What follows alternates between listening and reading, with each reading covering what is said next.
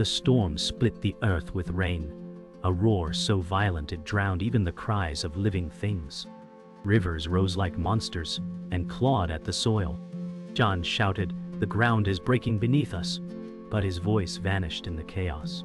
Mary clutched her child Emma to her chest, her eyes wide with terror. The storm was not a visitor, but a destroyer, devouring homes and swallowing roads whole. The narrator spoke with cold certainty. This was not survival, but erasure. The earth opened, and entire colonies, fragile against nature's fury, washed away in seconds. Hope seemed as thin as the trees snapping under the weight of water, their roots torn like paper. The storm had no mercy, no warning, only inevitability.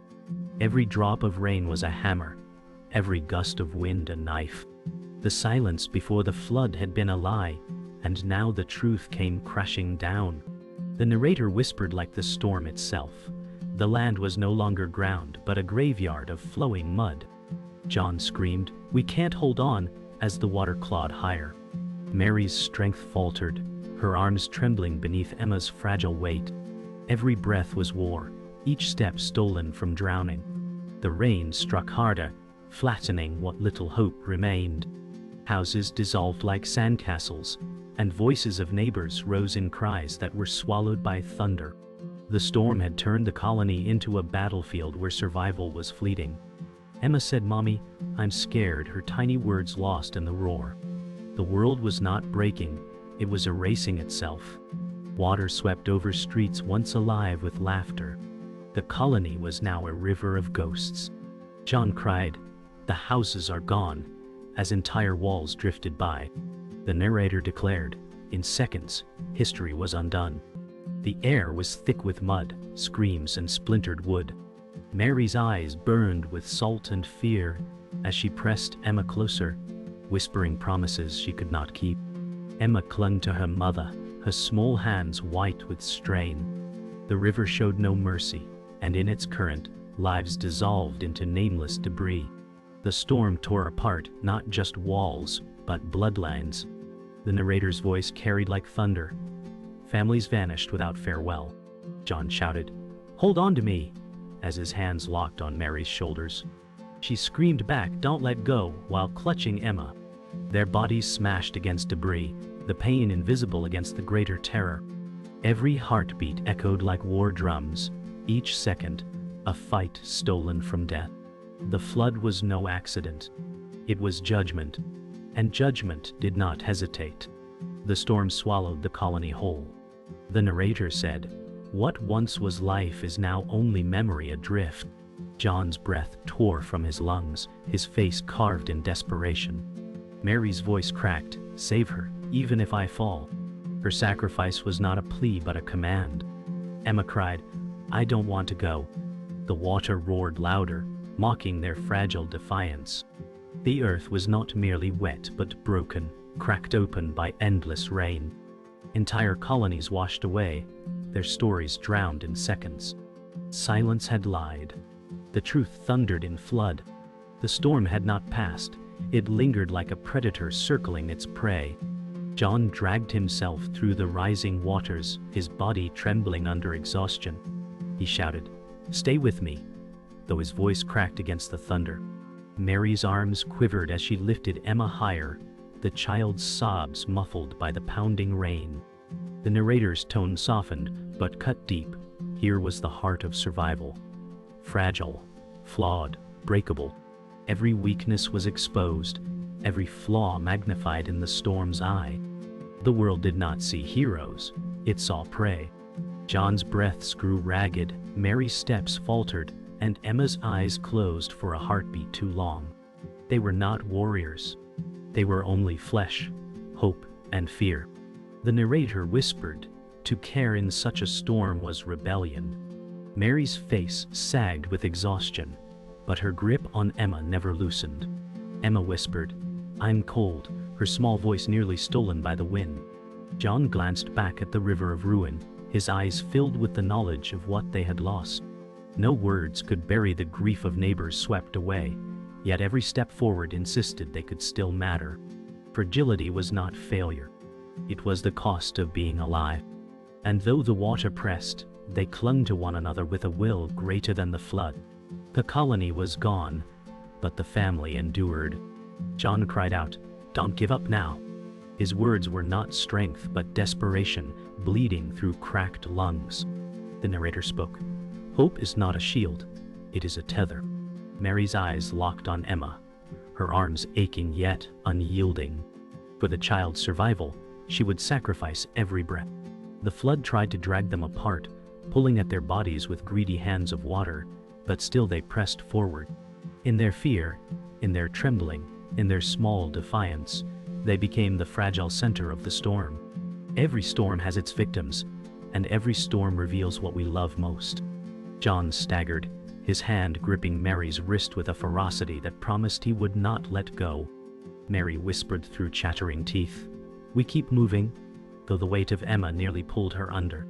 The narrator's voice struck with bitter truth. Survival here was not about strength. It was about who refused to release their fragile thread of love. The water rose higher, the storm louder, but still, their grip tightened, defying the flood's demand to erase them. The narrator whispered like rain over ruins. The storm was vast, merciless, unfeeling. Yet within it burned a small, trembling fire. John's strength was nearly gone, his arms heavy as stone. Mary's body bent with strain, her voice shaking as she whispered promises to Emma she could not guarantee. Emma, too weak to speak, pressed her face against her mother, trusting blindly. Fragility became their bond, and in that bond, they clung to the last fragile edge of hope. Not because the world promised safety, but because they could not imagine letting go. The narrator's voice hardened. Nature is not finished. The storm raged louder, hurling branches like spears. John shouted, "We can't stay here." His eyes burned with desperation as the flood rose to his chest. Mary fought to keep Emma above the water, her arms trembling. Emma whimpered, "I'm scared," her voice nearly broken by the wind. The night was no longer just rain. It was a battlefield of debris, hunger, and unseen predators. The storm was stripping away not only their shelter, but their chance to endure. Every direction was danger. Every heartbeat was borrowed time. The flood pulled harder, dragging bodies toward a broken fence. John cried, "Hold on to me," as the current slammed against them. Mary screamed, "It's too strong." Emma's tiny arms tightened around her mother's neck, her sobs muffled by the storm. The narrator's tone cut sharp. Survival is not about strength alone. It is about resisting the collapse of will. The storm stripped their defenses piece by piece, each wave daring them to let go. Fear became a predator of its own, whispering surrender into their ears. The narrator declared, "Conflict does not come only from water." A pack of wild dogs, driven from higher ground, appeared on a flooded ridge. Their eyes gleamed with hunger. John froze, his chest heaving. He whispered, "They're watching us." Mary tightened her grip on Emma, her voice breaking. "We can't fight them." The storm had driven predator and prey into the same prison. Desperation bared teeth on every side. The family's terror was no longer just drowning. It was being hunted in the middle of ruin. The narrator whispered, "Conflict escalates when the body weakens." John's legs buckled as exhaustion dragged him lower. "Keep Emma safe," he gasped, barely able to lift his arms.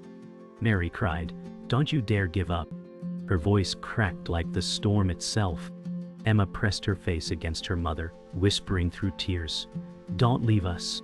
The current slammed against them like a wall of fists, each wave stealing strength. Every falter invited the dogs closer. Nature demanded sacrifice, and the storm would not wait long to claim it. The narrator cut like thunder. Conflict always escalates. A tree crashed down behind them, water erupting upward like an explosion. John grabbed Mary's arm, pulling her toward higher debris. "Move now," he roared. Mary stumbled, Emma's cries shaking through her chest.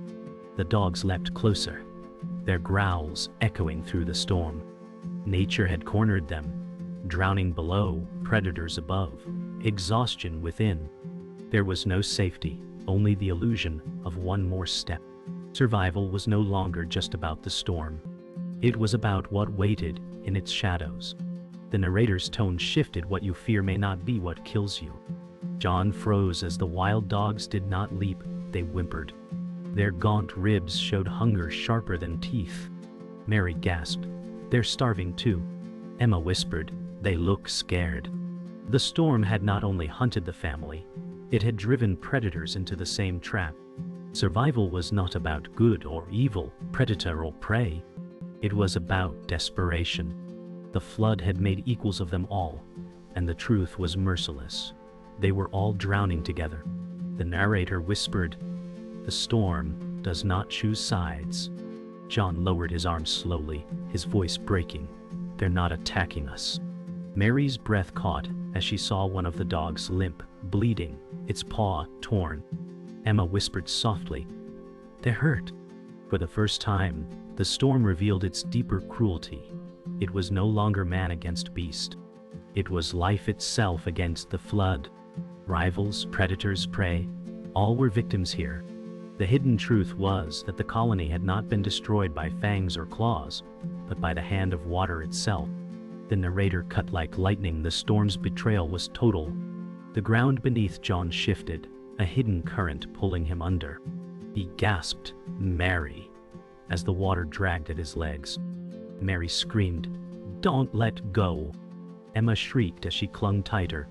The truth struck. It was not the dogs or debris that threatened most. It was the unseen river beneath their feet, swallowing earth itself. The betrayal was not a predator's strike, but the collapse of the very ground they trusted. Survival was built on vanishing soil.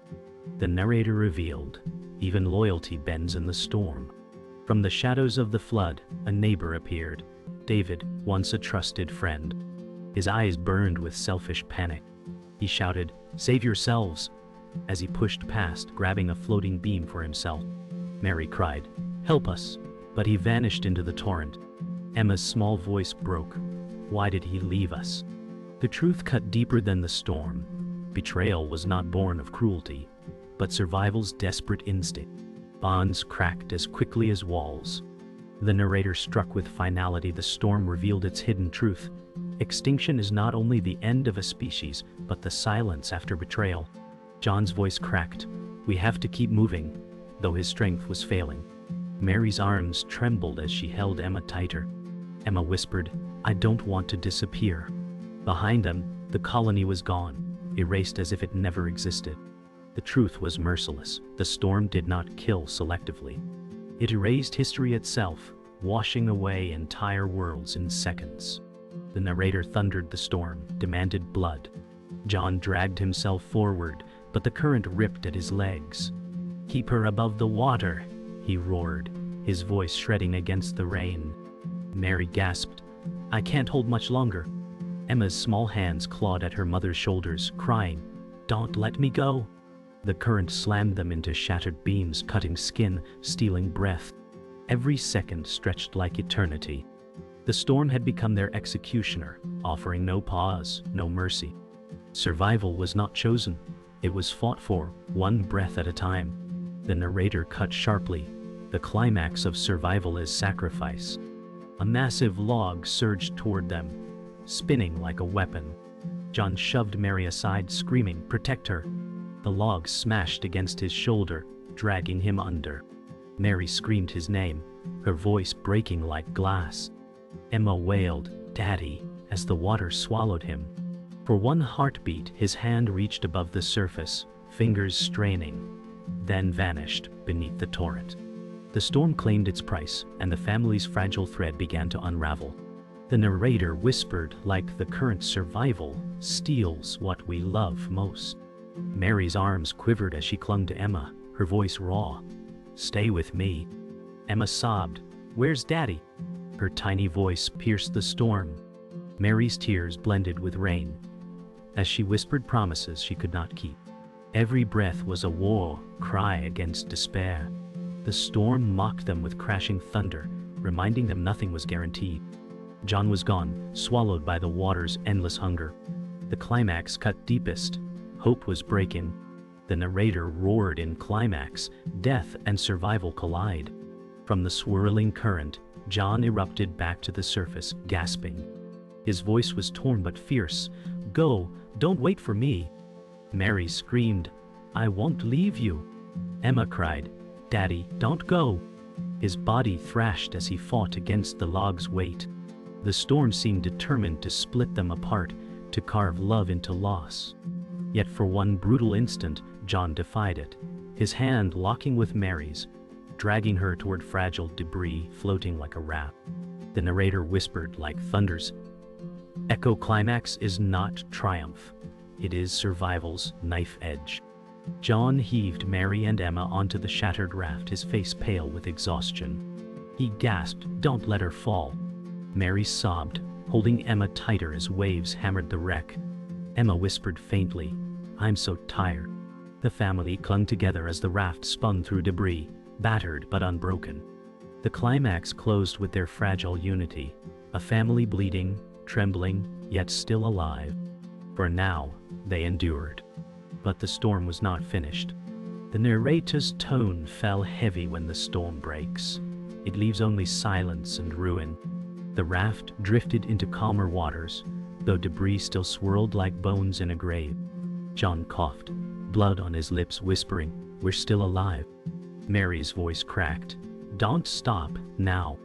Emma pressed her cheek against her mother, her eyes half closed, whispering faintly, "I'm tired." The resolution was not victory. It was exhaustion, bodies trembling under the weight of what they had endured. Nature had not spared them. It had simply paused its assault. The narrator whispered after chaos, "There is no joy, only aftermath."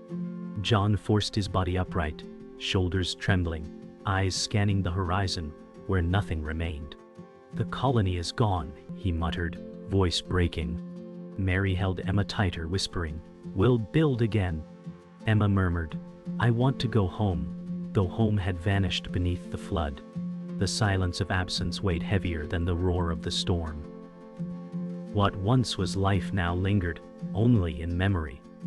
Adrift like splinters on black water.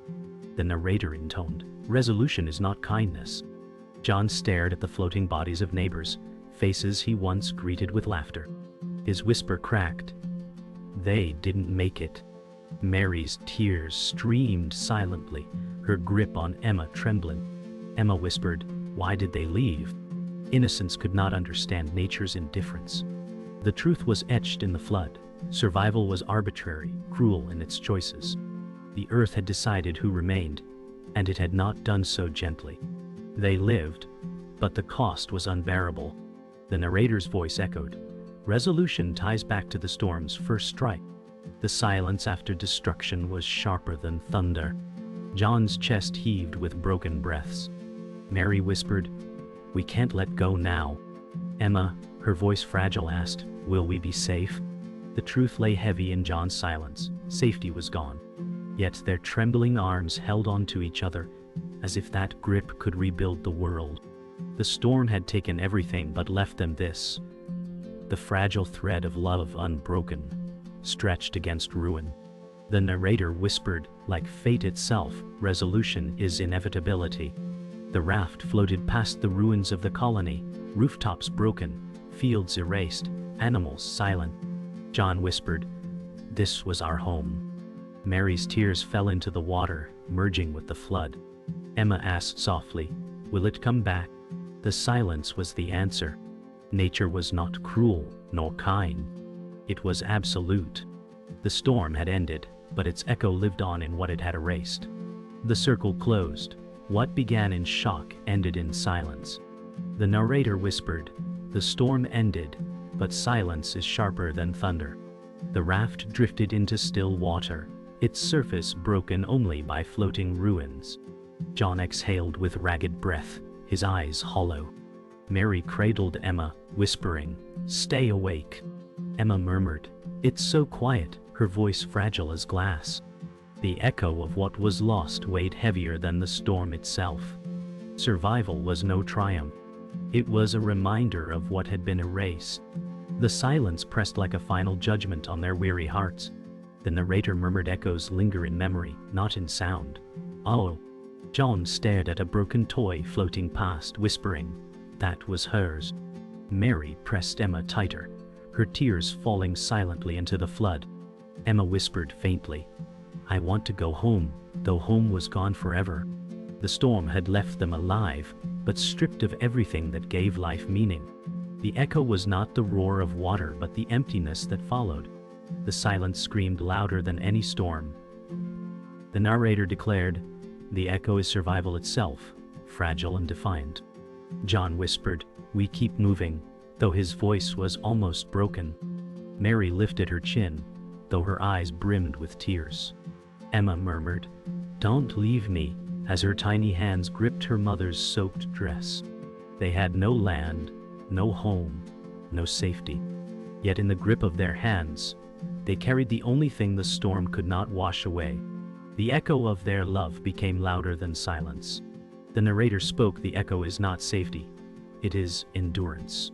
The raft drifted past a drowned field, where crows circled silently above.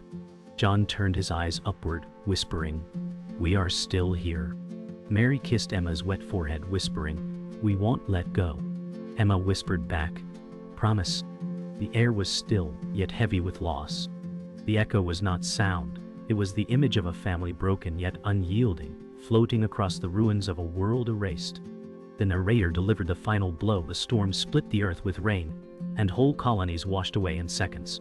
Yet from the silence rose an echo, a cry, faint but unbroken. Emma whispered, "I'm still here." The words pierced the air like lightning, sharp and unforgettable. The echo lingered in the silence, long after the water stilled.